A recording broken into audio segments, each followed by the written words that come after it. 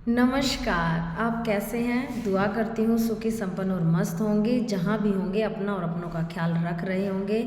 एक लंबे समय तक आप लोगों के सामने ना आने की वजह से मैं आप लोगों से हाथ जोड़कर माफ़ी मांगती हूँ, क्योंकि एक ज्योतिषकार का धर्म है और कर्तव्य है कि समय समय पर आपको वो चेताता रहे और आपको उपाय बताता रहे। कोई परिवार में दुर्घटना की वजह से मैं आप लोगों के सामने नहीं आ पाई, तो आज हम बात करेंगे महाशिवरात्रि की, जो महाशिवरात्रि 8 मार्च 2024 दिन शुक्रवार का है, इस दिन पड़ रही है। देखिए, ये जो शुभ संयोग है ये पूरे 300 साल बाद आ रहा है।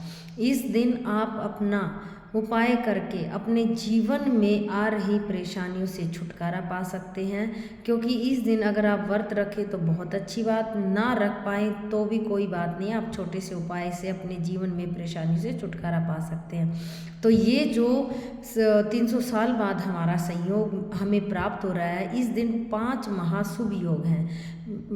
5 महाशुभ योग वो क्या है? शिव योग, धन योग, सर्वार्थ सिद्धि योग, गजकेसरी योग। इस दिन आप कोई भी उपाय, किसी भी समस्या से जुड़ा हुआ उपाय अगर आप पूरी श्रद्धा और भाव से कर लेते हैं तो आपकी इच्छा 1000% पूर्ण होगी।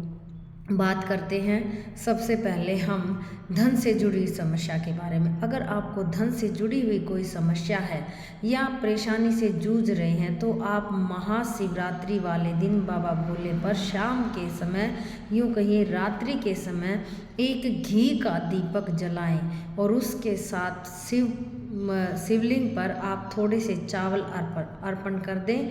आपकी जो धन से जुड़ी हुई समस्या है वो दूर हो जाएगी। अगर आपको कर्जा है और आपका कर्जा नहीं उतर पा रहा तो आप काले तिल ले लीजिए और काले तिल उसमें 2 लौंग डालकर भगवान महादेव के शिवलिंग पर चढ़ाइए और मन में अपनी इच्छा बोल कर आइए कि मेरे ऊपर इतना कर्ज है या मुझे बैंक से कर्ज है, ये सब उतर जाएगा।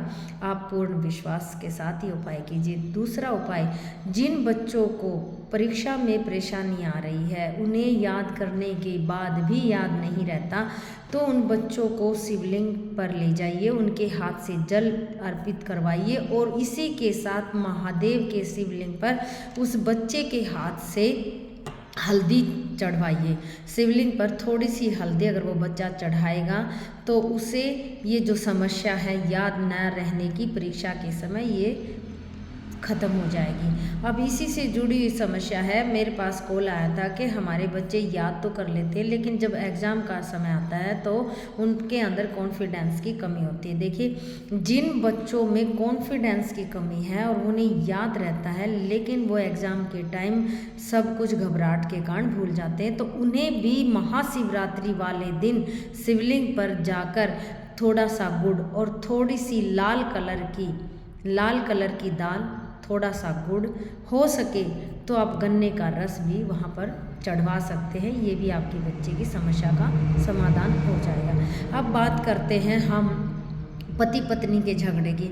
अगर पति पत्नी में झगड़ा है तो दोनों एक साथ जाएं। अगर तलाक तक की भी नौबत है तो ये भी खत्म हो जाएगी और घर के कलह भी खत्म होंगे। पति पत्नी दोनों शिवलिंग पर जाएं, जल अर्पित करें और एक रोली, जिसे हम नाला बोलते हैं, जो हमारे हाथ पर बांधा जाता है, जिसे हम कलावा भी कहते हैं, दोनों पति पत्नी उस कलावे को माँ गौरी और शिवलिंग को 7 राउंड में बांधकर उस कलावे से गांठ लगा के आए तो देखना ये आपकी समस्या भी पूर्ण रूप से खत्म हो जाएगी।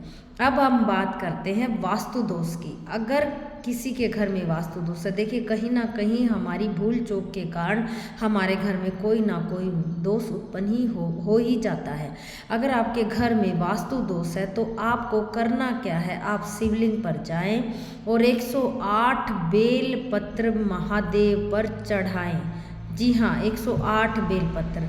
अगर 108 बेलपत्र ना हो तो भी कोई बात नहीं, आप 3, 5, 7, 4, 2 या 11, जितनी भी आपकी श्रद्धा है, भगवान सिर्फ हमारे भाव को देखता है, हमारी श्रद्धा को देखता है, उसके प्रति समर्पित भाव को देखता है। आप जितने भी बेलपत्र हो जाएं, बिना गिनती के भी आप ले जाएं, उन्हें जल चढ़ाने के बाद महादेव के शिवलिंग पर चढ़ाएं। वहाँ बैठकर उनके ओम नमः शिवाय मंत्र का जाप करें और उसमें से एक बेल पत्र उठाकर ले आएं। उस बेल पत्र को या तो आप अपने घर की तिजोरी में या आप अपने घर के पूजा स्थान पर रख दीजिए। आपके घर का संपूर्ण वास्तु दोष खत्म हो जाएगा।